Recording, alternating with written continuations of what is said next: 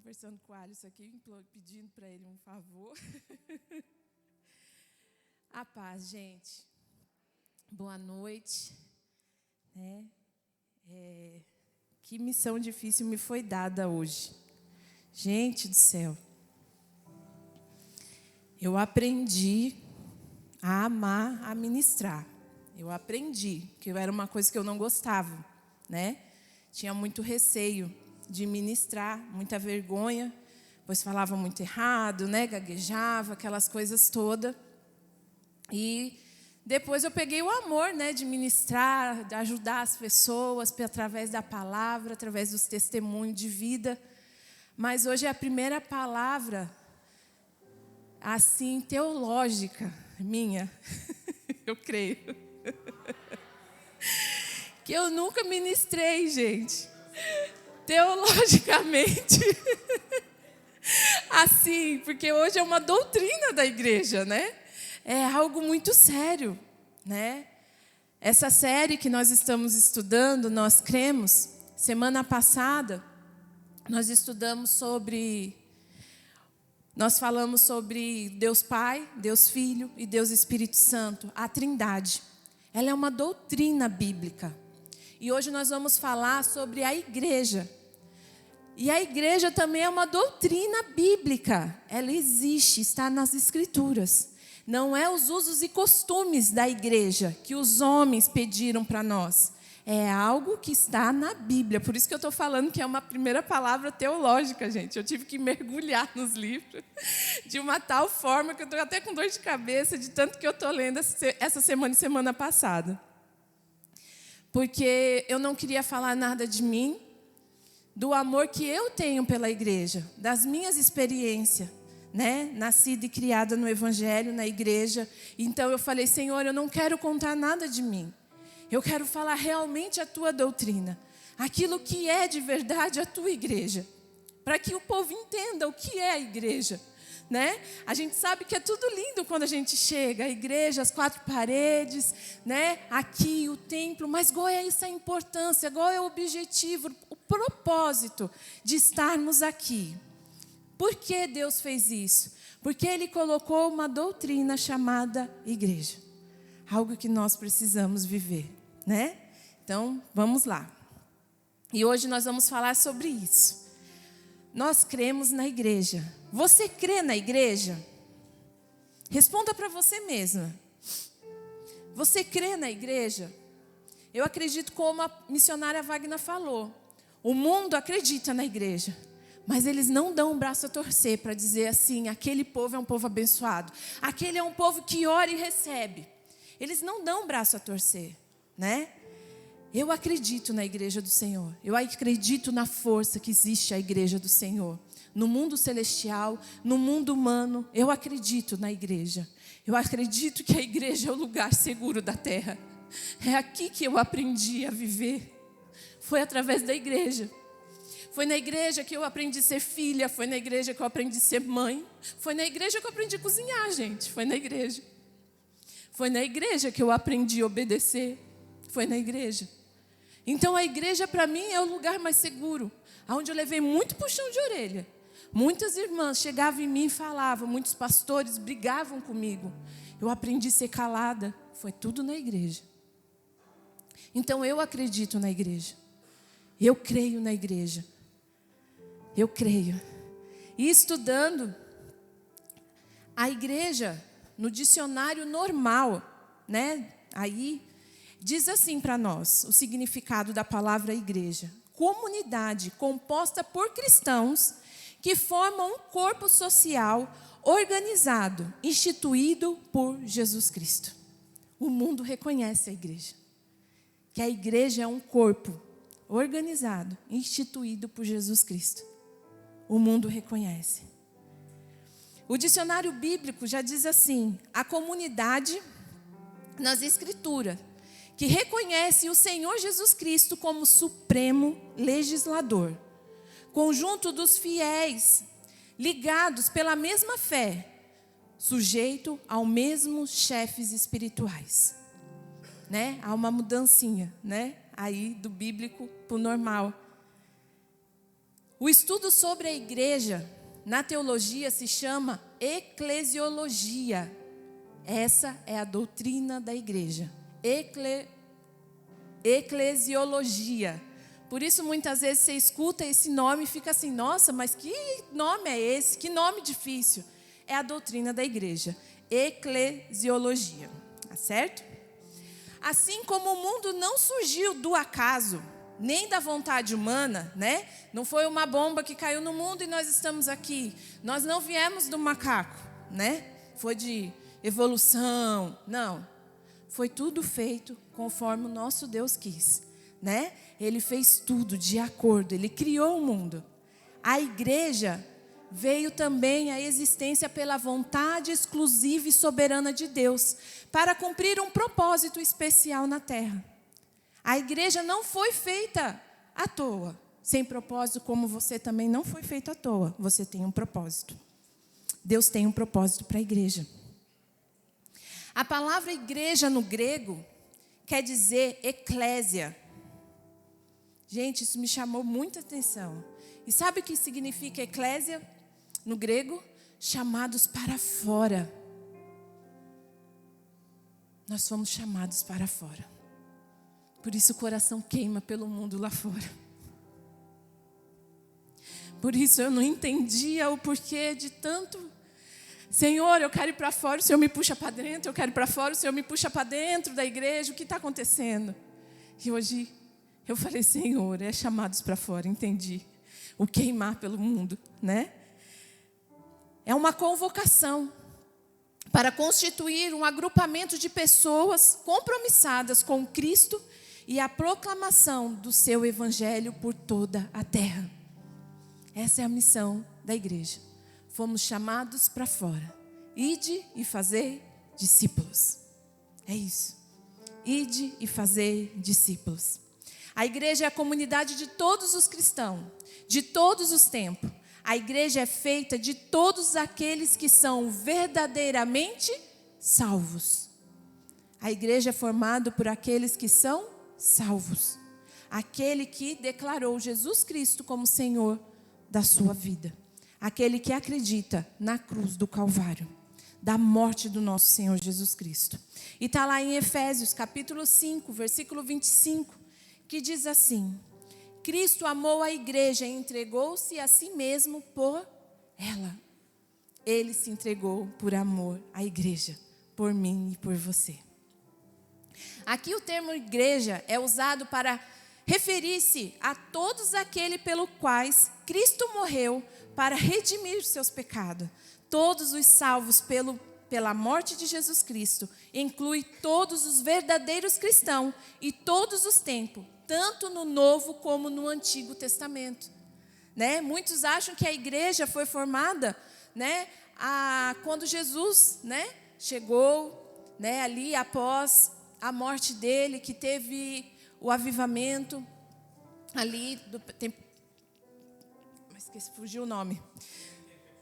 Pentecoste, ali de Pedro em Atos 2, mas não foi. A igreja já existia. A igreja sempre existiu. O próprio Jesus Cristo edificou a igreja, chamando o seu povo a si mesmo. Ele prometeu isso, como está escrito lá em Mateus 16, 18, que diz assim: Você é Pedro, e sobre esta rocha edificarei a minha igreja. Edificarei quem? A minha igreja. E todas as forças do inferno não prevalecerão contra ela. Nenhum mal vai prevalecer contra a igreja do Senhor. Por mais que o mundo está clamando e dizendo, vai acabar, vai se findar, vai ter uns tempos que não vai ter mais igreja. Não vai. Porque o inferno não tem poder sobre a igreja do Senhor Jesus. A igreja é edificada por Jesus. É Jesus que edifica a igreja. É Jesus que guarda a igreja de todo mal. Não somos nós que guardamos a igreja. É Ele, é Jesus que edifica a igreja. O crescimento da igreja não se deu apenas pelo esforço humano. Não se deu porque o povo evangelizou, o povo foi lá e começou a trabalhar, fazer novidade, fazer evento, e corre aqui, corre lá. Poxa, Jesus foi embora e agora os discípulos ficaram apavorados. Não, foi algo natural. Foi algo natural que aconteceu. Como está escrito em Atos, capítulo 2, 47, que diz assim: louvando a Deus, todo o povo tinha simpatia por eles, e cada dia o Senhor acrescentava à igreja todos os que estavam sendo salvos. O Senhor estava trazendo as pessoas, o Senhor acrescentava pessoas naquele lugar. Era o Senhor que levava, era o Senhor. Mas esse processo pelo qual Jesus Cristo edifica a igreja é apenas uma continuação de Deus no Antigo Testamento, quando Moisés diz ao povo, e eu quero que você abra comigo agora. Eu vou citar bastante a Bíblia, a gente vai abrir um pouquinho mais hoje. Lá em Deuteronômio, capítulo 4, do versículo 10 ao 14. Eu quero que vocês leiam aqui comigo, prestem bastante atenção. Pessoal da mídia, desculpa, esqueci de avisar, eu estou usando a versão viva, tá? Hoje, para ficar um pouco mais fácil de compreender. Se vocês tiverem, amém. Se não, pode deixar a NVI. Amém? Vamos lá. Deuteronômio, capítulo 4, versículo 10 ao 14, diz assim: não se esqueçam do dia em que estiveram diante do Senhor, o seu Deus, em Herobe, quando o Senhor me disse: reúna o povo na minha presença, para que ouçam as minhas palavras e aprendam a ter reverência para comigo a vida inteira e as ensinem aos seus filhos. Vocês atenderam a convocação e ficaram reunidos no pé do monte. O monte ardia em fogo até o céu, em meio às nuvens negras e densas escuridão. Então o Senhor falou a vocês do meio do fogo. Vocês ouviram as palavras, mas além da voz, não viram forma alguma. Ele anunciou a vocês a sua aliança, os 10 mandamentos, que ele escreveu em 2 tábuas de pedra. Nessa mesma ocasião, o Senhor mandou-me ensinar a vocês as leis e os decretos, para que fossem cumpridos por vocês, quando estiveram na terra, na qual vão tomar posse. Ali eles não tinham templo, parede, né? Mas o Senhor, Deus já tinha mandado o quê? Chamar, e eles obedeceram. Já foi uma forma da igreja estar reunida, para ouvir instruções do nosso Deus. Os 10 mandamentos. Ali já começa, né? A igreja do Senhor Jesus, a reunião do povo. E em Salmos 22, o versículo 22 diz assim: louvai o seu nome diante de todos os meus irmãos, cantarei louvores ao Senhor, quanto o povo se reúne para adorar. Isso é ser igreja. Reunir os irmãos, começar a adorar o Senhor, é ser igreja. É ser igreja. E como a Bíblia descreve a igreja? Como que a Bíblia fala? O simbolismo é uma riqueza da literatura bíblica, né? Eu vejo que Deus, ele é muito didático, né? Ele tem uma forma de falar conosco, de fazer nós entendermos a palavra dele através de parábolas. Ele coloca formas, ele explica de uma forma diferente, ele coloca objetos, ele coloca várias coisas para nós compreendermos aquilo que ele quer falar com a gente. E assim ele fez com a palavra dele. Então há vários símbolos, né? Isso é uma riqueza na literatura bíblica. Para nos ajudar a entender a natureza da igreja, as Escrituras usam uma ampla verdadeira de metáforas, a imagem que descrevem a igreja. Eu vou citar algumas aqui, tá bom? Algumas metáforas, e vou citar alguns versículos, a gente não vai abrir, alguns eu vou ler, e depois a gente vai entrar em 3, que eu quero entrar mais fundo para a gente entender. Amém? A igreja é como uma família, né? Paulo descreve isso, a igreja como uma família de Deus, né? E eu me sinto vivendo assim, uma família de Deus. Porque às vezes eu tenho mais relacionamento com vocês do que com a minha própria família, né? A gente convive muito mais do que com a minha própria família, né? A gente está aqui quase todos os dias, os irmãos que trabalham, que estão com a gente nas organizações. Então, a gente tem um laço de aliança, um laço de amizade, relacionamento. Então, Paulo está falando isso. Lá em 1 Timóteo, capítulo 5, do 1 ao 2. Em Efésios, capítulo 3, do versículo 14 ao 15. E em 2 Coríntios, capítulo 6, versículo 18, ele diz assim para nós: eu serei um pai para vocês, e vocês serão meus filhos e minhas filhas, diz o Senhor Todo-Poderoso. Ele é nosso pai. Nós temos um paizão que cuida de nós, como filhos e filhas. Então nós somos famílias de Deus. Nós temos um pai. A igreja como ramos de uma videira, está lá em João capítulo 15, versículo 5. Como uma oliveira, né? Está lá em Romanos capítulo 11, do 17 ao 24. A oliveira brava e a oliveira boa, né? Uma lavoura. Ele vem ministrando como uma igreja. 1 Coríntios capítulo 3, do 6 ao 9. Como uma colheita, que está lá em João, capítulo 4 e 35. E santuário de Deus, casa de Deus. 1 Coríntios, capítulo 3, versículo 16. Amém? Rebanho, ele nos chama, igreja como rebanho. Está lá em João 10, do 1 ao 18, que diz o bom pastor, né? Em Atos, capítulo 20, versículo 28, também diz... E o Salmo 23, o Senhor é meu pastor e de nada sentirei falta. Nós somos o rebanho, somos as ovelhas dele. Ele nos chama assim. Entre as metáforas que tratam da igreja, há 3 que melhor contextualizam a visão atual da sua missão terrena, que é o templo, a noiva e o corpo, né? E a gente vai entender um pouquinho aqui, através da teologia, através da Bíblia, o que é o templo, o que é a noiva e o que é o corpo. Amém? A igreja como templo de Deus. Como que é a igreja como templo de Deus? Às vezes a gente fala assim, eu sou a igreja. Sim, claro.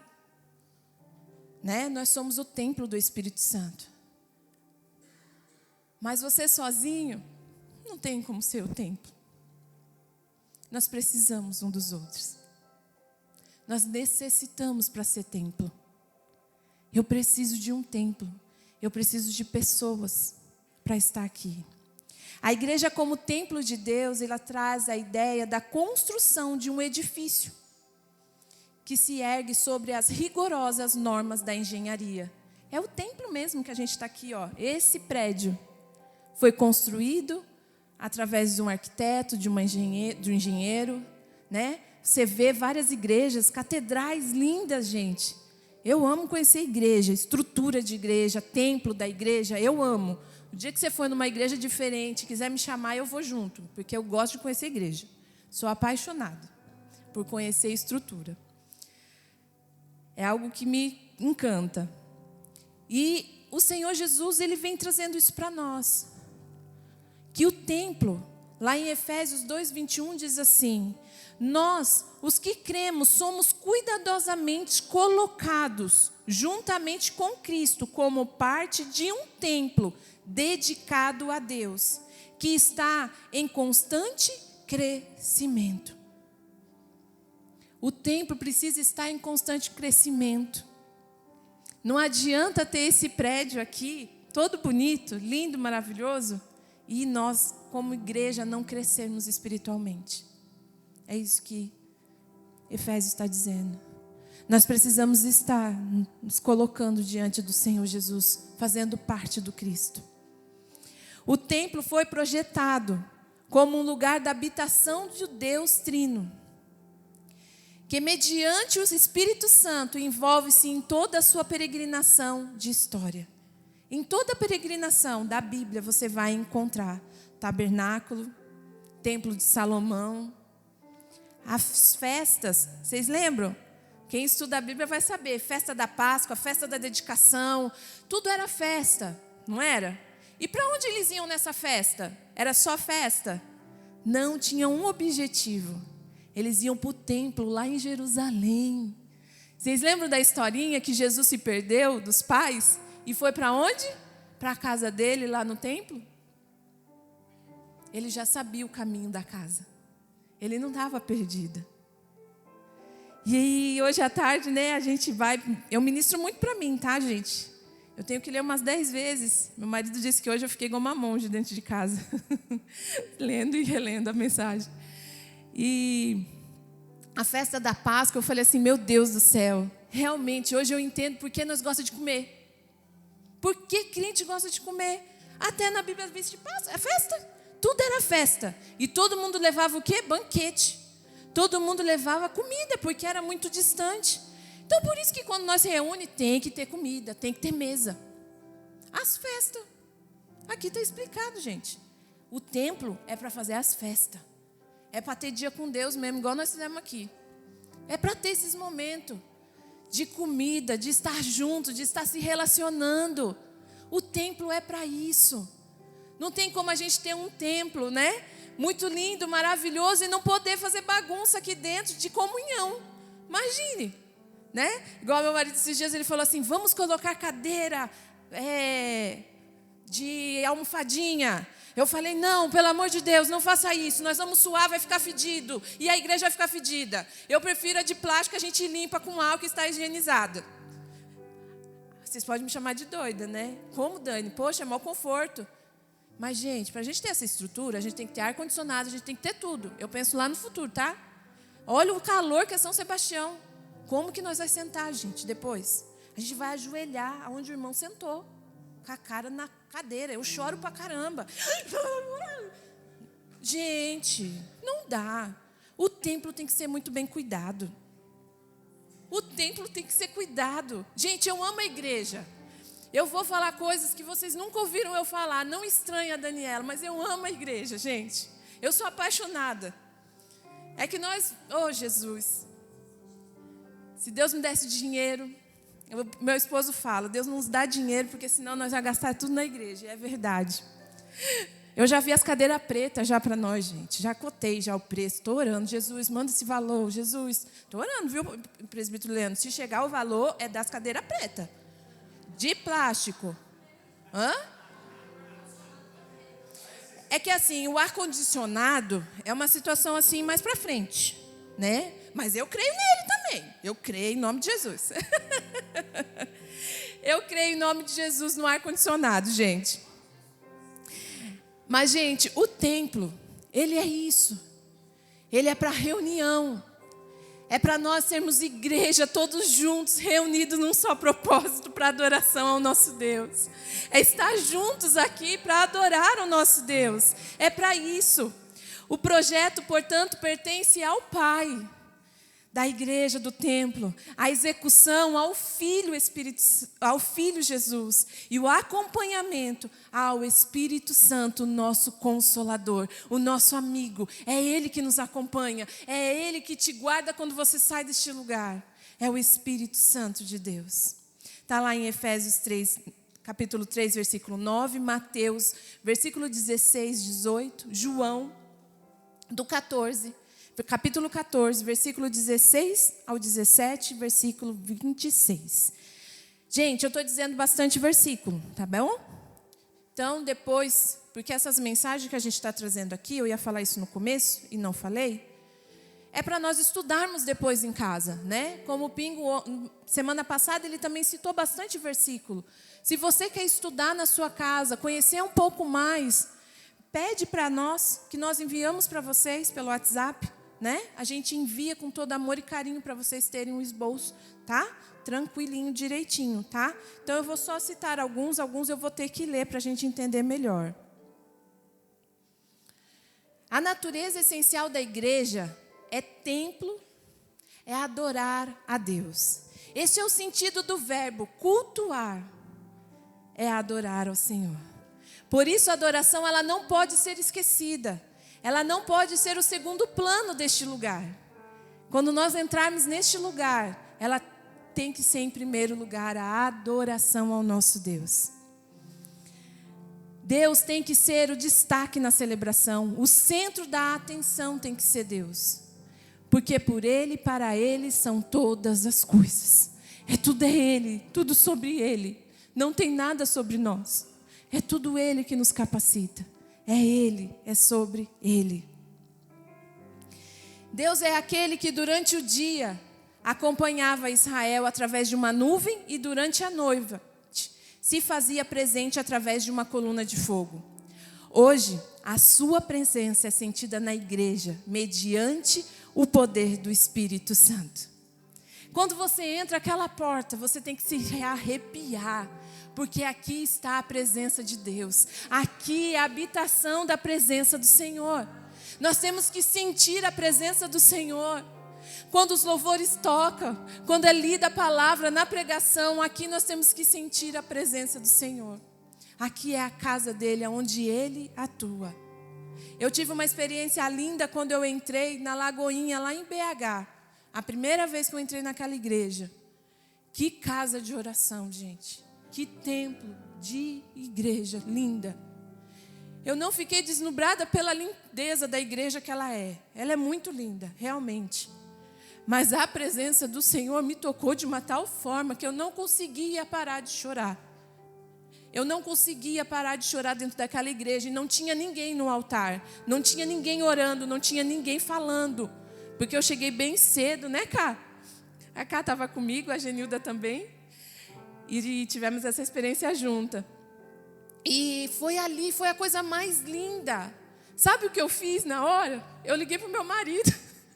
E comecei a chorar um do lado, ele aqui, eu lá. E eu falando, nego, é a coisa mais linda, a presença de Deus está nesse lugar. É a coisa mais linda. Quando você entra numa igreja e sente a presença de Deus. Quando você já entra, já não tem ensaio, não tem nada, e aquela presença flui. Gente, é isso que nós temos que ser. O templo tem que ser dessa forma. A gente tem que pisar na calçada e já sentir que o culto vai ser tremendo, que o culto vai ser poderoso.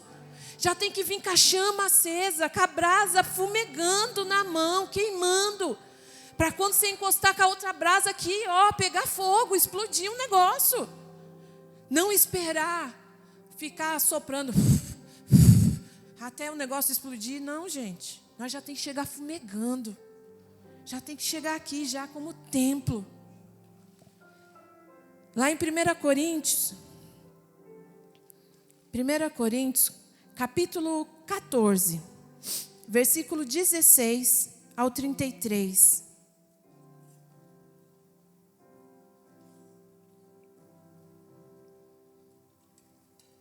Paulo ele nos dá algumas orientações. Como que nós devemos nos comportar diante do templo do Senhor? Que diz assim: bem, meus irmãos, o que vamos dizer quando vocês se reunirem? Alguém terá um salmo, outro ensinará, outro transmitirá alguma informação especial de Deus que lhe deu. Outro falará numa língua desconhecida, ou explicará o que está falando na língua desconhecida. Tudo deve ser feito para o crescimento espiritual da igreja. Se falarem em língua desconhecida, não mais do que 2 ou 3 devem falar, e é preciso que fale de cada vez e que alguém esteja preparado para interpretar o que eles estão dizendo. Entretanto, se não estiver presente ninguém que faça interpretar, não devem falar em voz alta na igreja. Poderão falar silenciosamente para si mesmo e para Deus, na língua desconhecida. 2 ou 3 podem profetizar, um de cada vez, se tiverem este dom, enquanto todos os outros escutam e julgam cuidadosamente o que foi dito. Contudo, Se enquanto alguém está profetizando, outro receber uma mensagem ou uma revelação do Senhor, então cale-se primeiro e fique em silêncio. Desta maneira podem falar todos quantos têm o dom de profecia, um depois do outro, e todos poderão e serão instituídos e encorajados. Lembre-se que uma pessoa que tem o dom de profecia para anunciar uma mensagem de Deus tem a capacidade de conter-se ou esperar a sua vez. Vocês viram aqui? Tem a capacidade de conter ou esperar a sua vez. Então, nós precisamos, às vezes, conter, né? Pois Deus não é um Deus de desordem, mas de paz, como em todas as igrejas dos santos. Aqui Paulo estava orientando a sua igreja, a igreja de Corintos, né? Dizendo aos coríntios lá o quê? Fale um de cada vez, vamos ter a ordem. Olha, tem que ser assim. Por isso hoje há a ordem de culto, né? Nós usamos a ordem de culto. Quem vai abrir, quem vai fazer a oferta, quem vai fazer os avisos, é a ordem. Para quê? Para que nós conseguimos adorar e exaltar o nome do Senhor Jesus de uma forma que todos vão compreender. Por isso existe a ordem. Paulo já disse aqui. Aqui era na época de Coríntios, tá? Claro que nos ajuda muito essa orientação que ele nos dá. Hoje nós já vivemos em outro tempo e temos outras ordens também, certo? E a igreja como noiva de Cristo? Gente, essa me pegou. Igreja como noiva de Cristo. No contexto cultural da época, o noivado era um compromisso muito sério e oficial, assumido pelo casal. A importância que as Escrituras dão ao matrimônio como uma instituição divina. Isso é muito sério. Você vê que o matrimônio, para Deus, é algo muito sério. Não é uma brincadeira. Tanto que Ele coloca a igreja dele como noiva. Eu sei que para os homens, né, às vezes é muito complicado entender que eu sou noiva, né? Se eu sou homem, né? Mas você é noiva. Nós vamos se encontrar com o nosso noivo, que é Jesus. E como que nós estamos nos preparando como noiva do Cordeiro? Como nós estamos nos preparando como a noiva do Cordeiro? O inimigo, ele tem lutado contra a família de uma tal forma que você vê que o noivado, ele não tem mais valor. Antigamente o noivado era algo muito sério, não era? Tinha que ter o pai, tinha que ter a mãe, não era? Gente, eu casei em 2000. Então, na minha geração de 2000, quando eu noivei, era 98. Então, eu fiz tudo diante da família. E quando eu fiz o compromisso de noivado, eu sabia que eu tinha que chegar até o altar, que não tinha mais volta. Já era um compromisso. E para os judeus não era diferente. Até hoje os judeus já são assim. Quando se noiva, o que acontece? A mulher já é separada. Ela já não anda mais com as mesmas amizades. Ela já não se envolve mais com a mocidade. Ela já é separada. Ela já atua em casa. Ela já começa a aprender as coisas de casa. Ela já começa a ser separada, pois ela está sendo preparada para quê? Para o casamento. Ela está fazendo parte de uma purificação. E é isso que nós estamos. Nós estamos na fase da purificação. Nós estamos na fase da purificação. Nós somos a noiva do Cordeiro. Lá em 2 Coríntios capítulo 11, versículo 2 diz assim: tenho um profundo zelo por vocês, que vem do próprio Deus. Zelo de que o amor de vocês seja somente por Cristo. Somente por Cristo. Tal como uma virgem reserva o seu amor para um homem apenas, aquele que será o seu marido. Esse é o que Deus espera de mim e de você. Que o nosso coração seja só de um Deus, chamado Jesus Cristo, o nosso Deus. que não tenha outros deuses dentro do nosso coração. Pequenos deuses que nos afastam dele. Que não nos deixa se nos purificar na presença dele. Estamos se preparando para se apresentar como virgem pura? Há um só esposo, que é Cristo. A pureza da igreja como a noiva de Cristo, do passado. Está lá em Efésios. Em Efésios capítulo 5, versículo 26 ao 27, que diz assim: para fazê-la santa e purificada pelo lavar da água, mediante a palavra, a fim de que ele pudesse apresentar-lhe a si mesmo como uma igreja gloriosa, sem uma única mancha, ou ruga, ou qualquer outro defeito, mas sim santa e sem nenhuma imperfeição. Como nós nos limpamos, como nós nos purificamos? Através da palavra dele. É através da palavra dele que vai ser a nossa purificação. É através da palavra dele, aprendendo o que é a palavra dele. Essa palavra vai nos trazer purificação. Não vai nos deixar com defeito, não vai nos deixar com ruga, não vai nos deixar com mancha. É a palavra dele. A igreja é chamada a ser fiel a Cristo, aguardando o seu retorno, quando ocorrerá as bodas do Cordeiro.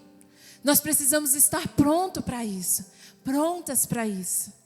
Como está escrito lá em Apocalipse, capítulo 21 e 2, que diz assim: eu, João, vi a cidade santa, a nova Jerusalém descendo do Deus e vindo do céu, e era uma vista gloriosa, linda, como uma noiva que vai se encontrar com o seu noivo. Está tudo preparado para nós. O Senhor Jesus já preparou tudo, Deus já preparou tudo. A sua casa já está perfeita. A sua casa já está linda e maravilhosa. Quando nós noivamos, o nosso pensamento muda. O que nós nos preocupamos? Com a casa. Aonde eu vou morar? Como que vai ser? Qual é a cor das louças que eu quero? Como que é a minha cama, não é? Como vai ser os meus lençóis, as minhas cobertas? E a gente começa a fazer os nossos enxoval. O Senhor Jesus já está cuidando de tudo, noiva. Já está tudo adornado. Já está tudo sendo preparado para a nossa chegada. E como está o seu noivado com Cristo? E como que eu estou me preparando para se encontrar com o noivo? Como eu estou me preparando? Como vai ser o seu casamento? Como que vai ser? Como que nós vamos chegar diante de Jesus Cristo? Como que vai ser? Estamos prontos? Estamos preparados para esse dia? Como que você está? Você está pronto? Se Jesus dizer hoje para você, você está pronta, vamos subir. Vamos. O que você faz? Porque nós podemos ver, né, o arrebatamento. Ou às vezes a gente não vai ver. Eu posso morrer a qualquer instante e já se encontrar. Ninguém sabe a hora, nem o instante que ele vai vir. Ele pode vir a qualquer momento. Aleluia. E que nós como igreja possamos estar pronto como noiva de Cristo. A igreja como corpo de Cristo. Esse simbolismo traduz a ideia de que são diversos órgãos e muitos membros, mas todos trabalham de forma orgânica, harmônica, interligados em benefício do corpo de Cristo. É isso que é o corpo de Cristo. É vários membros, muitos membros, trabalhando por um propósito. Lá em 1 Coríntios, capítulo 12, versículo 12 ao 14, diz assim: nosso corpo tem muitos membros, porém, estes muitos membros formam um só corpo. Assim acontece com Cristo. Cada um de nós é um membro deste corpo único de Cristo. Alguns de nós são judeus, outros gentios, alguns são escravos, outros livres. Entretanto, o Espírito Santo encaixou-nos todos juntos num só corpo. Todos nós somos batizados no corpo de Cristo, pelo único Espírito. De todos nós foi dado beber do mesmo Espírito. Ora, o corpo não é feito de um só membro, mas de muitos. Não é o corpo da Daniela, é o corpo de Cristo. O corpo de Cristo tem vários membros. O meu corpo aqui, se eu ficar mexendo o pé, eu não estou mexendo o resto. Mas para mim fazer isso aqui, o meu cérebro tem que comandar o meu pensamento e mandar o comando para o meu pé mexer. Olha a ligação, como está distante. O pé está lá no chão. Olha onde está o meu cérebro. Olha onde está a minha cabeça. Há uma distância. Mas está ligado. Está junto. Assim somos nós, o corpo de Cristo. Cada um faz parte. Não importa a posição que estamos. Todos nós fazemos parte do corpo de Cristo. A igreja não é somente uma organização, mas um organismo vivo. Precisamos de todos. Necessitamos de todos. Sim, nenhum exagero. A igreja atual precisa ser mais corpo e menos indivíduo. Ninguém trabalha em favor de si. Não tem como eu trabalhar em favor de mim. Não tem como eu ser a Daniela e trabalhar só por mim. Eu vou trazer aqui o exemplo do Ministério Débora. Um PG do Ministério Débora. Eu sou a primeira líder, né? Eu sozinha, não sou ninguém. Gente, para a gente fazer um PG, eu vou contar para vocês a organização que é. Existe um grupo da liderança. Eu, Gil e a Julieta. Nós oramos, saiu a agenda, já joga lá, PG tal dia, vamos orar. Já começamos a orar aí, a organização já começa. Eu precisei de mais 2 para orar. Quando Deus fala conosco, e a gente já decide o tema, versículo, tudo direitinho, a gente vai para outro grupo e passa para a liderança. Que aí tem mais 5 meninas. Essas 5 meninas são responsáveis por decoração, pela mesa da comunhão, pela lembrancinha, pela imagem. E aí cada uma vai trabalhando. O corpo já aumentou. Cada uma vai fazendo o seu papel. Depois disso tudo pronto, a gente vai para a recepção, a gente vai para a intercessão. Depois disso tudo falado, já antes com 15 dias já resolvido, a gente vai para a diaconia, porque eu preciso de um homem lá fora, eu preciso dos diáconos. Eu preciso da mídia ali em cima para passar o telão. Eu preciso do DH. Que é os meninos, os músicos. Olha quanta gente eu precisei para fazer um PG. Eu sozinha daria conta? Jamais. Nunca. Nunca vou conseguir. O PG não é só levantar a porta da igreja e esperar o povo chegar. Não é dessa forma. Há uma organização, há um corpo inteiro sendo mexido, trabalhado. Cada braço, cada mão, cada pé, o rim, a boca, ali vai, ó. E o corpo anda e sai o PG. Aí você fala assim, o PG do Débora é lindo. Por quê? Há um monte de gente trabalhando. Há um corpo de Cristo, o qual nós entendemos que uma precisa da outra. E eu vou precisar de vocês confiar nesse corpo do Ministério Débora, para entender que aqui vai descer a glória de Deus e vocês vão ser abençoadas. E eu preciso de vocês, igreja. Assim é o corpo. A igreja é a mesma coisa. Nenhuma celebração começou a celebração. Não. Teve gente orando à tarde. Ontem de dia, teve gente limpando a igreja. Teve gente hoje preparando mensagem. Teve gente se preparando para o louvor. Teve intercessão orando. Teve gente que chegou mais cedo para abrir, para arrumar as cadeiras, para ver se estava tudo em ordem. Nós somos um corpo para chegar aqui e entregar a nossa adoração ao Senhor. Para chegar aqui e exaltar, engrandecer o nome do Senhor. Qualquer ação de um órgão ou membro em um corpo saudável está relacionada com toda a estrutura orgânica que sustenta a vida. Precisa ter vida e vida de Deus para manter a igreja viva como o corpo de Cristo. Acima está o cabeça, que é Jesus. Vocês lembram que eu falei do meu pezinho? Que é a cabeça? O cérebro, o comando. Para a gente mexer as nossas mãozinhas para fazer um PG, uma celebração. O cabeça é Ele. É Ele que comanda. É Ele que faz. É Ele que realiza. E em Efésios 1, versículo 22 ao 23 diz assim: e Deus colocou todas as coisas debaixo dos seus pés, e o fez cabeça de todas as coisas para a igreja, que é o seu corpo, repleto dele mesmo, que é o autor e doador de todas as coisas em toda parte. Ele é o cabeça. É Ele que comanda o corpo. É Ele que realiza na igreja.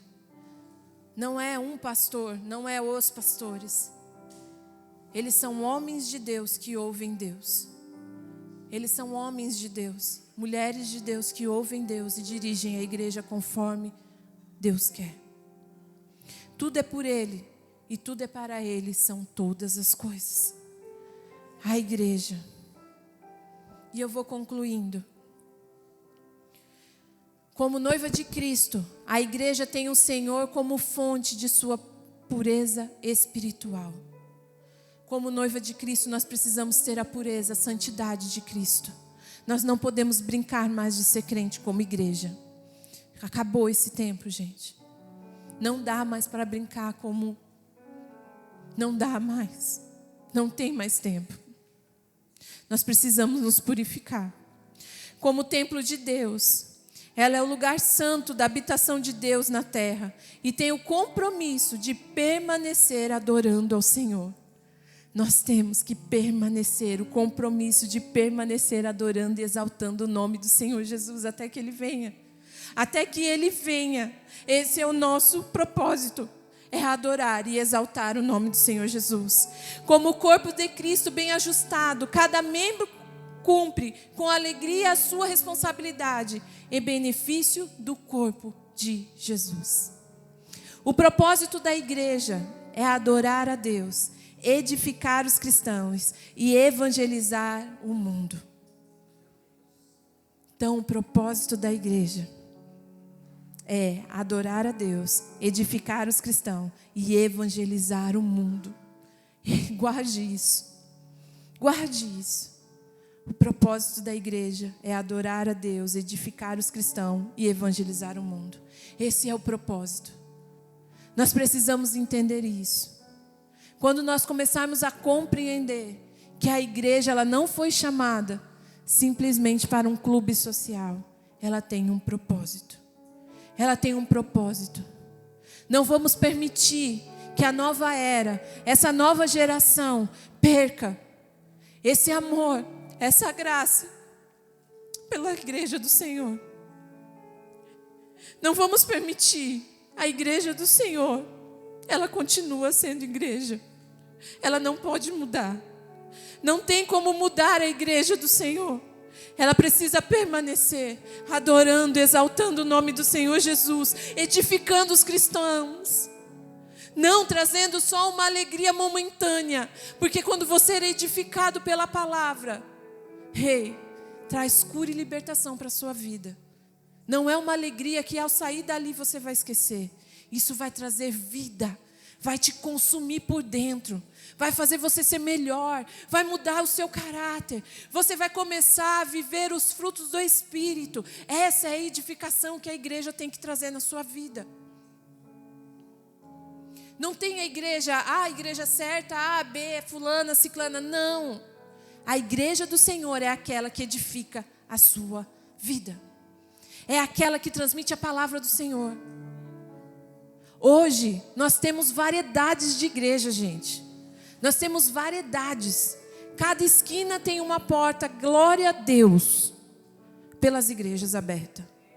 Antigamente, lá nas festas, eram festas, né? Era por 3 em 3 meses, 4 em 4 meses, tinha uma festa para eles se reunir nos templos. Hoje nós temos em qualquer esquina. Se eu não puder vir aqui, por causa que carro quebrou, eu tenho uma na esquina da minha casa. Tenho 2 na esquina de casa, do lado esquerdo e do lado direito. A gente tem igreja. Eu não preciso dizer assim, hoje não dá para ir na igreja, meu Deus do céu. O carro quebrou, tá chovendo, tá isso, tá aquilo. Você tem o direito, gente, você tem o direito, tá? De fazer isso sim. Mas se você quiser adorar a Deus num templo, vai ter. Se você tiver com sede e fome, gente, como diz o pastor Luiz Fernando, até a praça vira o melhor palco, vira o melhor púlpito da vida, a praça. Quando você está lá pregando. Não tem lugar. O importante é você estar com um povo que edifica a sua vida, que adora o Senhor Jesus e que evangeliza. Essa é a igreja. Essa é a noiva, o templo, o corpo vivo de Jesus. Assim a igreja vive a plena espiritualidade no mundo. É assim que a igreja vive. Eu creio na igreja do Senhor Jesus Cristo.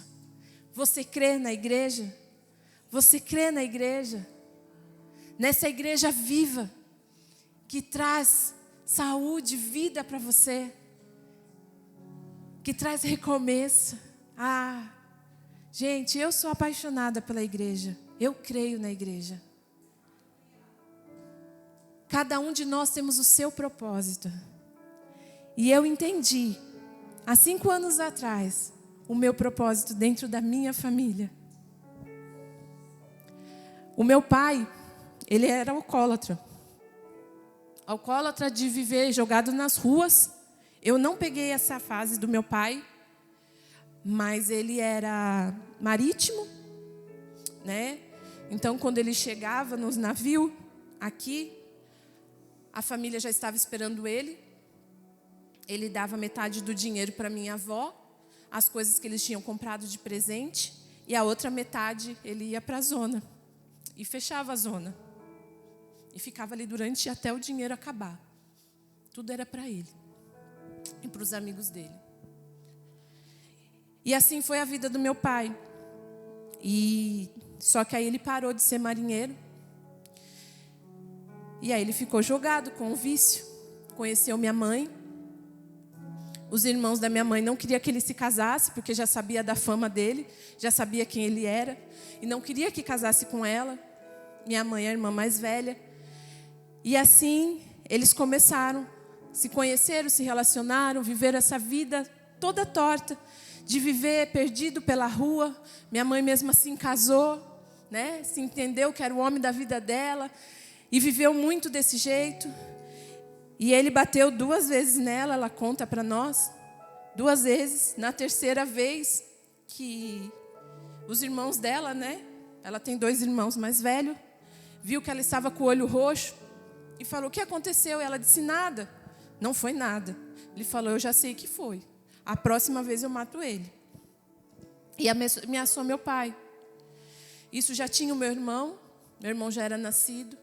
Eles moravam ali no mesmo lugar até hoje, onde a gente mora, onde eles moram, né? Que eu moro em outro lugar hoje. E assim foi indo a vida do meu pai. Teve um certo dia, minha mãe não conhecia Jesus. Meus avós, de parte de pai, sempre foram da igreja. Meu pai era desviado. E teve um dia que ele chegou em casa bêbado, jogado. Minha mãe disse que ele não tinha... Quando ele não tinha bebida, que ele não conseguia vender as coisas de casa, ele tomava os perfumes, ele tomava os álcool, até da gasolina ele já tomou. Nos navios ele foi mandado embora por causa disso, que ele pegava a gasolina para beber. A vida era muito difícil do meu pai. E meu irmão sofreu bastante com isso. E com 6 meses antes da minha mãe engravidar de mim, meu irmão, ele chegou em casa bêbado. E meu irmão foi abraçar ele, como toda criança corre para o pai, né? E meu irmão estava com fome. E ele falou: pai, eu quero bolacha, eu estou com fome. E abraçou meu pai. E meu pai, naquela hora, bêbado, fedendo, olhou para o meu irmão e falou assim, olhou para o meu irmão assustado, parou. Como assim? Ele assim: eu não tenho filho. Eu não tenho. E ele levantou dali. Minha mãe disse que ele se afastou, saiu, e ele foi para a igreja. Através dessa fala do meu irmão. E ele foi para a igreja, aceitou Jesus. Na mesma hora, meu pai foi liberto. Ele aceitou Jesus, ele foi liberto. Nunca mais ele tomou álcool. Ele tomou álcool novamente. Tanto se ele souber que a trufa, ela tem algum licor, se o bolo foi molhado com champanhe, com alguma coisa, ele não toma. Ele cheira tudo antes. Até hoje ele é assim. O Anderson está aí. Ele tem esse cuidado, porque ele sabe quem ele foi. E aí ele aceitou Jesus, foi para a igreja. E após 6 meses, minha mãe engravida de mim, né? Eles já estavam na igreja. E cada filho, ele tem um propósito. Ele tem um propósito quando chega na sua casa. E eu entendi o meu propósito. Não faz muito tempo. Eu fui compreender que eu cheguei na família da minha mãe para levar o amor de Jesus. A graça e a misericórdia. A partir deste momento que ela engravidou, com 3 meses que ela estava comigo no ventre, ela se batizou. Eu falo que eu sou batizada 2 vezes, né? No ventre e fora. Ela se batizou, foram para a igreja e estão até hoje na igreja. Por isso que eu falo que eu sou ratinha de igreja. Ele aceitou Jesus.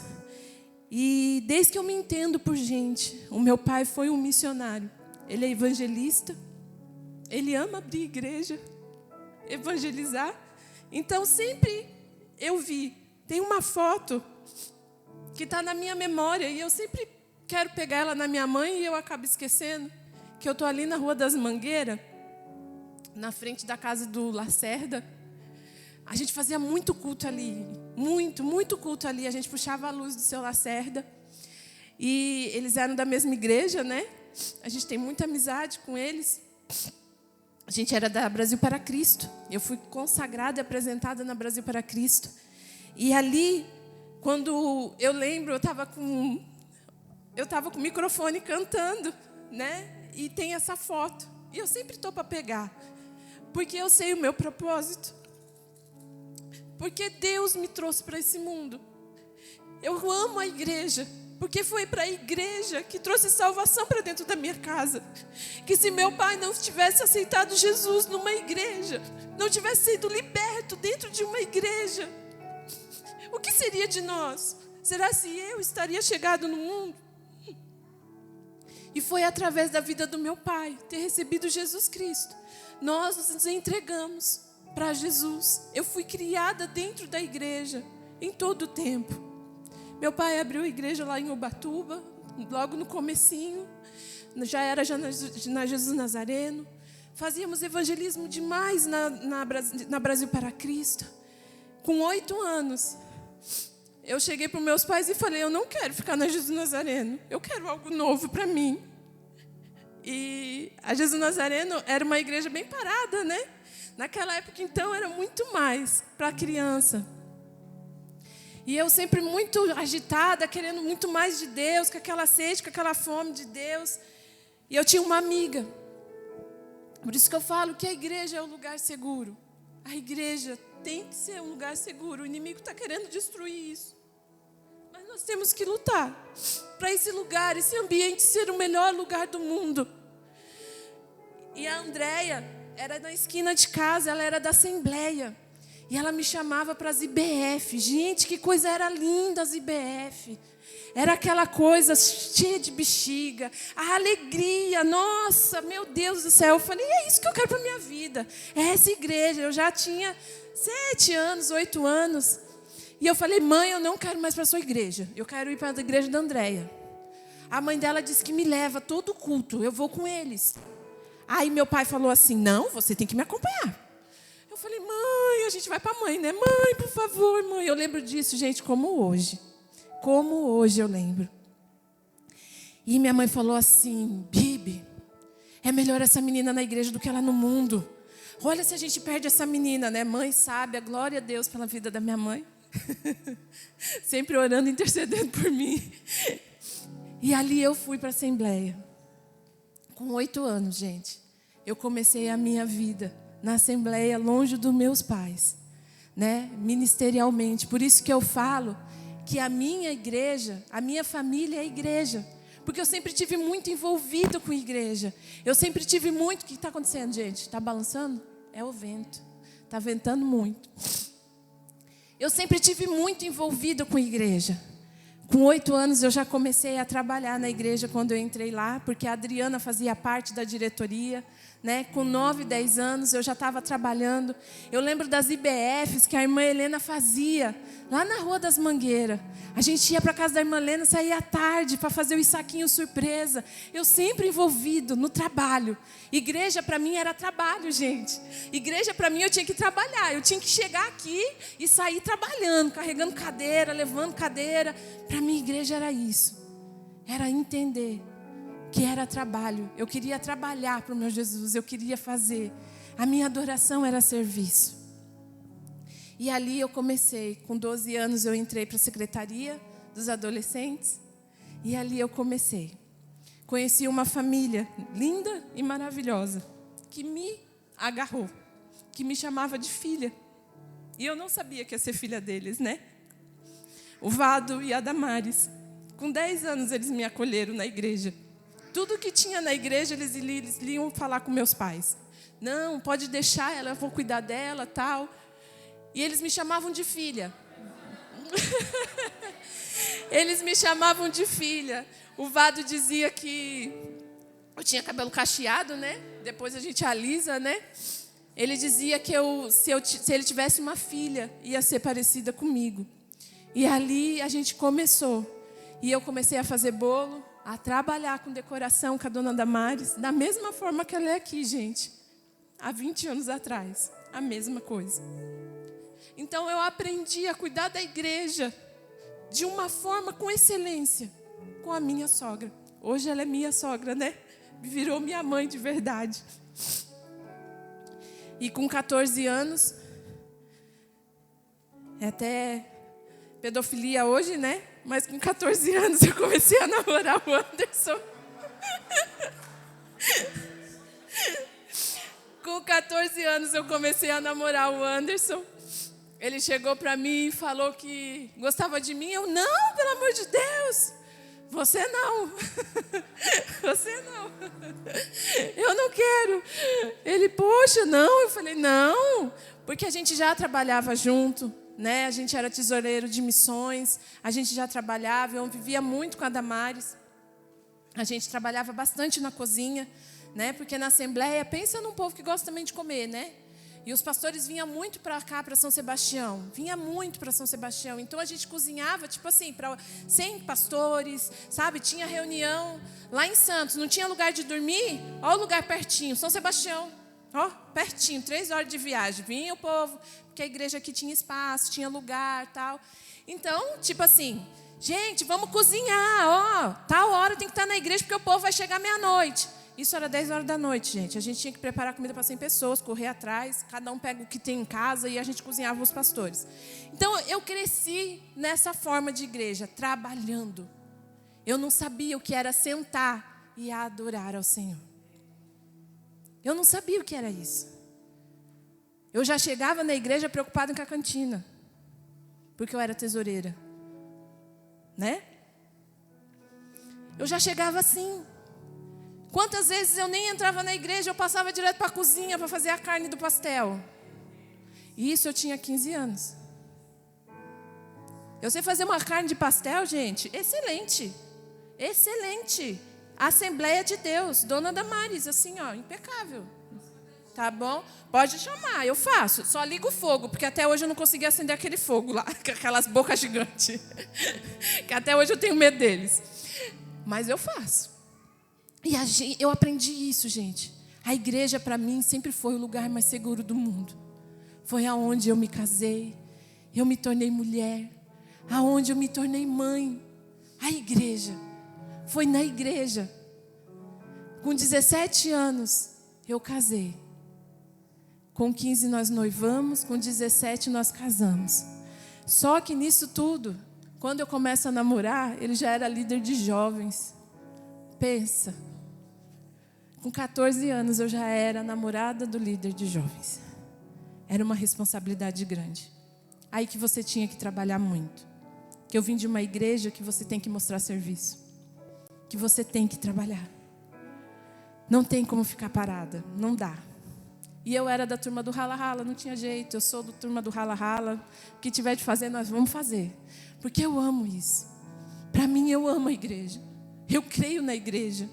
Eu acredito que através daqui, há profissionais bons lá fora. Porque aprendeu aqui. Se hoje eu sou uma boa mãe, uma boa esposa, é porque eu aprendi na igreja com mulheres de Deus. E isso eu nunca tive meu pai e minha mãe. Quando eu vejo pai e mãe falando com os líderes que aconteceu alguma coisa, gente, meu coração queima, porque eu nunca tive isso. Eu nunca tive esse cuidado de pai e mãe dentro da igreja. E com meus filhos, eu faço a mesma coisa.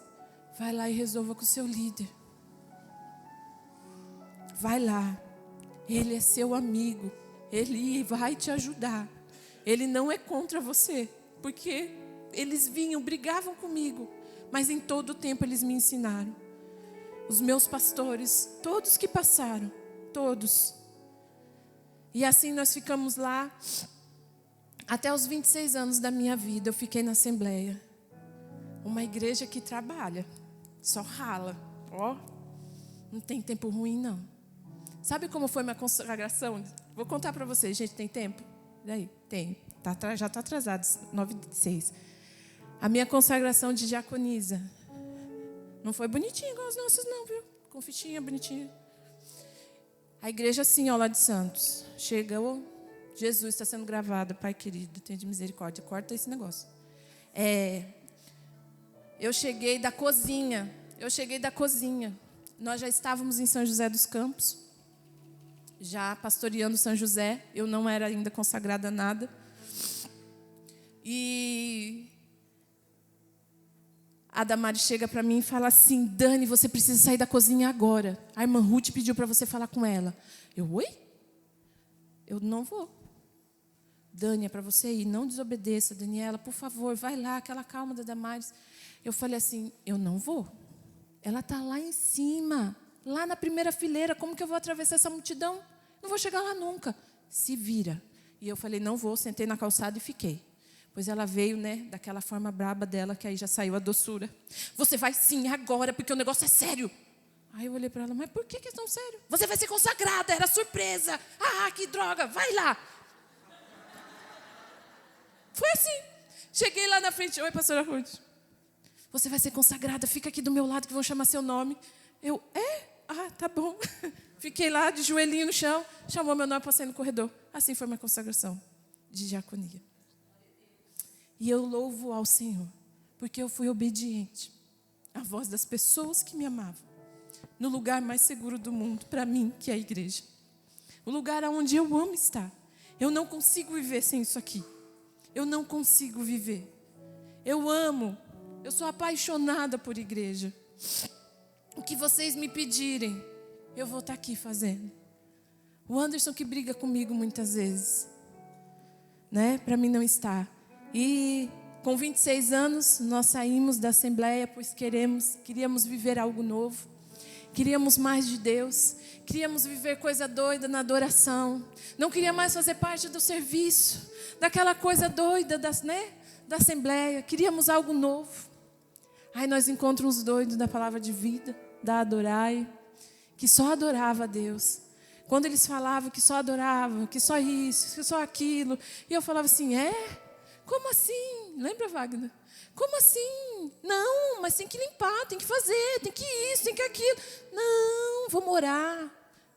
Jesus. Aí eu fui entender como é bom, né? Gente, e eu estou 14 anos, vou fazer 14 anos, aprendendo a ser igreja. E eu tenho muito que melhorar ainda.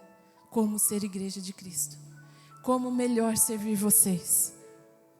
Eu amo tudo isso. Eu acredito na igreja. Eu acredito no poder da noiva, na purificação. Eu acredito no poder do templo, numa cidade, de uma igreja poderosa, cheia da graça e da unção de Deus. O que ela faz aqui nessa cidade. Eu creio na igreja como um corpo, que somos todos juntos. Podemos alcançar o mundo, podemos fazer o mundo. O amor não pode esfriar. O amor de muitos se esfriarão, diz a palavra do Senhor. Mas eu profetizo nessa noite que, em nome de Jesus, o nosso amor não vai se esfriar. Ele tem que aumentar, ele tem que crescer. Cada vez mais que nós conhecemos a igreja, que sabemos os seus defeitos, as suas dificuldades da igreja, nosso amor tem que crescer. Como cresce pelo nosso esposo, como cresce pelos nossos filhos. Quanto mais você olha, mais você ama. Quanto mais você convive, mais você conhece, mais você ama. Assim tem que ser o nosso amor pela igreja do Senhor. Aleluia. Em 1 Pedro, capítulo 2, versículo 9. Pode pôr para mim, que eu quero ler, eu acho que na NVI. Fazendo favor. 1 Pedro, capítulo 2, versículo 9. Já desligou? Deixa quieto, Nath. Aqui, ó. Olha lá que coisa linda. Vocês, porém, são geração eleita, sacerdócio real, nação santa, povo exclusivo de Deus, para anunciar as grandezas daqueles que a chamou das trevas para a sua maravilhosa luz. Vocês são a geração eleita, a qual o Senhor quer usar, a qual o Senhor quer derramar da sua graça e do seu poder sobre as nossas vidas. O Senhor Jesus quer usar as nossas vidas para derramar o poder dele lá fora. Nós precisamos ser edificados aqui, para lá fora, levar o amor de Jesus, falar do amor de Jesus. Se você não consegue falar, como eu às vezes não consigo, testemunhe com o seu testemunho. Seja uma noiva purificada, santificada ao Senhor, em nome de Jesus. Gostaria que você se colocasse de pé, você que crê na igreja do Senhor Jesus, você que acredita, como diz a palavra do Senhor, pois foram escolhidos pelo próprio Deus, vocês são sacerdócio real, são santos e puros, um povo que pertence ao próprio Deus. Tudo isso para vocês possam anunciar como Deus os chamou da escuridão para a maravilhosa luz. Pai, aqui estamos nós, Senhor, como igreja, como corpo, como noiva, Senhor. Ah, Pai, como videira, como um rebanho, Senhor. Ah, Senhor, vem ser o nosso pastor. Que nós possamos, Senhor Jesus, em todo tempo permitir que o Senhor cuide de nós. Que o Senhor seja o controle, o comando, Senhor. Ah, Deus, Espírito Santo de Deus. Ah, Pai querido, se há alguém aqui, Senhor Jesus, nesta noite que não acredita na Tua igreja, que está desacreditado, Senhor Jesus, Pai querido, que o seu amor cresça nesta noite, que ele volte a acreditar e entender que aqui existe, aqui é o melhor lugar do mundo, Pai, a igreja, aonde nós nos relacionamos, aonde, Senhor Jesus, a gente vai ter pessoas que não vai nos entender, Senhor, mas é assim, Pai, é um afiando o outro, Senhor. Ah, Deus, que nós possamos um carregar o outro, ajudar o outro a levantar. Espírito Santo de Deus, nós acreditamos sim na Tua igreja, sabemos o quanto ela é poderosa, o quanto ela é, Senhor, poderosa aí fora no mundo, aonde há, Senhor Jesus, pessoas clamando por salvação, por libertação, Senhor, pela nossa cidade, Pai, por cura, Senhor. Ah, Deus, abençoe cada filho Teu, abençoe, Senhor, cada noiva que aqui está, que nós possamos nos purificar todos os dias, Pai. Todos os dias, Pai. Possamos melhorar. Ah, Deus, nos separar, pois estamos no noivado. E o noivado é glorioso, o noivado é poderoso, Senhor. Ah, Deus, ser com cada um dos teus filhos, Pai. É o que eu te peço nesta hora, em nome de Jesus. Amém, amém. Problemas todo mundo tem. Ninguém é perfeito, mas isso é a graça do Senhor, que ama a igreja desse jeito. Igreja do Senhor, povo lindo, igreja do Senhor, povo santo, igreja do Senhor. As portas do inferno não prevalecem contra ti.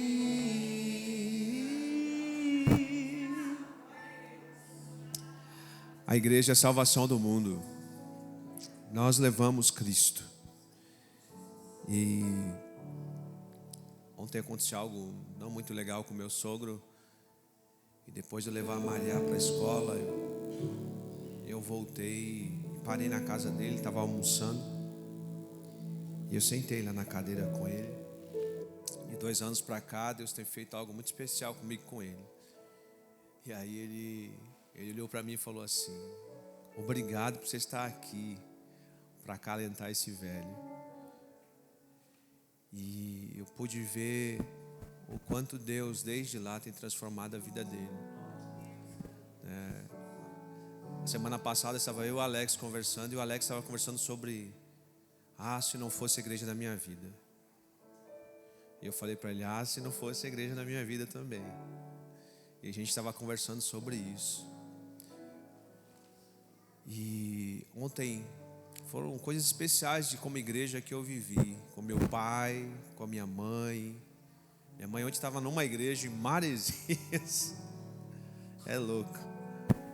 E com meu pastor, ele ligou e falou assim, eu entrei em contato com ele e falou assim: cara, que bom é ouvir a sua voz. Que bom a gente ter família. Que bom a gente ter igreja. E para terminar, eu estava assistindo o jogo do Flamengo, torcendo muito pelo Corinthians. É ruim, hein? E aí minha filha sentou do meu lado, ela olhou para mim e falou assim: posso fazer uma pergunta? E aí você vê de um homem bêbado, caído no chão. Olha o que Deus fez. Ela falou: posso fazer uma pergunta? Eu falei: pode. Ela falou assim: eu quero ser batizado. Eu falei: mas por que você quer ser batizada? Eu quero descer as águas porque Jesus Cristo morreu por mim. Então, já uma outra geração da vida dele já está pedindo o batismo, né? E eu sei que isso está acontecendo na sua família também. Você tem muita história para contar também do que Deus tem feito na sua casa, na sua família. E é por isso que nós amamos a igreja do Senhor. Amém? Meu irmão, já foi orado, já foi derramada a bênção do Senhor sobre a sua vida e sobre a sua casa. Vai em paz, está chovendo, está ventando. Amém? Que Deus te leve na paz do Senhor, guardado nele. Amém? Em nome de Jesus. Deus abençoe.